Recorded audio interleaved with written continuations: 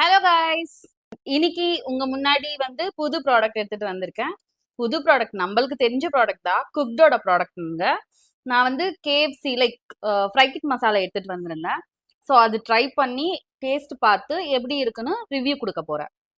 And பாக்குறீங்களா, உங்களுக்கு தெரியுதா? கிரன்ச்சி கிரன்ச்சியா இருக்கு வெளியா, ஆனா டேஸ்ட் எப்படி இருக்குன்னு தெரியாது.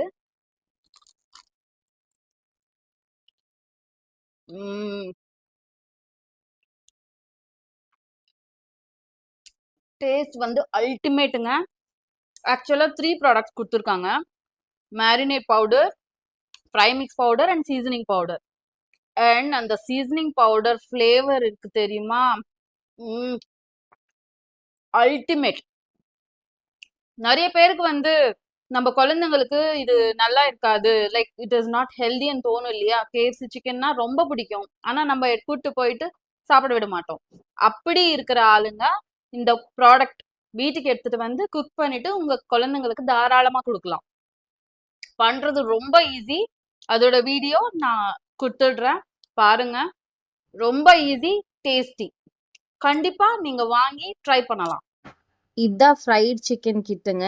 அவங்க 3 பேக்கெட்ஸ் கொடுத்துருந்தாங்க உள்ள. ஒன்று மேரினேட் பவுடர், இன்னொன்று சீசனிங் மிக்ஸு, இன்னொன்று ஃப்ரை மிக்ஸ் பவுடரு. நான் வாஷ் பண்ணி வச்ச ஒரு 1/2 kg சிக்கன் எடுத்திருக்கேன். அதில் அவங்க கொடுத்த மேரினேட் பவுடர் போட்டுட்டு மிக்ஸ் பண்ணிட்டேன். ஸோ நல்லா மிக்ஸ் பண்ணிவிட்டு ஊரெல்லாம் வைக்க தேவையில்லைங்க, நம்ம மேரினேட் பண்ணி பக்கத்தில் வச்சிடலாம். அப்புறம் அவங்க என்ன சொன்னாங்கன்னா, ஃப்ரை மிக்ஸ் 2ஆ மிக்ஸ் பண்ணணும். ஒன்று ட்ரை பவுடராக மிக்ஸ் பண்ணணும், இன்னொன்று பேஸ்ட் மாதிரி பண்ணணும் வாட்டர் போட்டுட்டு. ஸோ நான் ஒரு பெரிய பவுலில் ட்ரை பவுடர் வச்சுட்டேன் அண்ட் சின்ன பவுலில் பேஸ்ட் மாதிரி கலந்து வச்சுட்டேன். அந்த பேஸ்ட் ரொம்ப வாட்டர் கன்சிஸ்டன்சியாக இருந்தால் நல்லாயிருக்கும். அடுத்தது சிக்கன் ஃப்ரை பண்ணுறதுக்கு ஆயில் மட்டும் சுட பண்ணிக்கலாம்.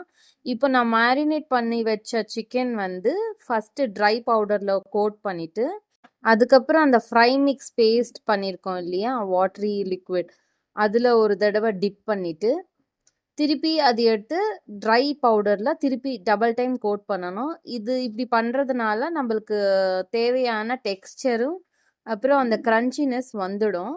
ஸோ அதுக்காக தான் நம்ம இது பண்ணுறோம். ஸோ அவங்க கொடுத்த இன்ஸ்ட்ரக்ஷன்ஸ் படி எல்லாமே கரெக்டாக பண்ணிட்டோம்.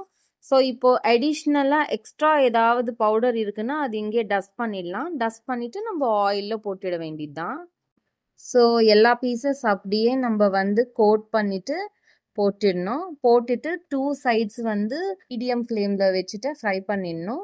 ஸோ கோல்டன் ப்ரௌன் கலரில் வந்தால் நம்ம எடுத்துடலாம். பார்த்ததுக்கப்புறம் பாருங்கள், எவ்வளோ பார்க்குறதுக்கே அந்த கேஎஃப்சி டெக்ஸ்சர் மாதிரி இருக்கு இல்லையா? ஸோ இப்போது நான் அவங்க கொடுத்த சீசனிங் பவுடர் போட்டுடுவோம். ஸோ சிம்பிளுங்க, இதுதாங்க நான் பண்ணிட்டேன். ப்ரொசீஜர் ரொம்ப சிம்பிளுங்க, ட்ரை பண்ணுறதுக்கு ரொம்ப ஈஸி. இந்த மாதிரி நிறைய ப்ராடக்ட்ஸோட ரிவ்யூ என் அப்கமிங் வீடியோஸில் வரும். இந்த மாதிரி நிறைய வீடியோஸ் பார்க்கணுன்னா என் சேனல் சப்ஸ்கிரைப் பண்ணிக்கோங்க. தேங்க்ஸ் ஃபார் வாட்சிங். Bye bye. Meet you in next video.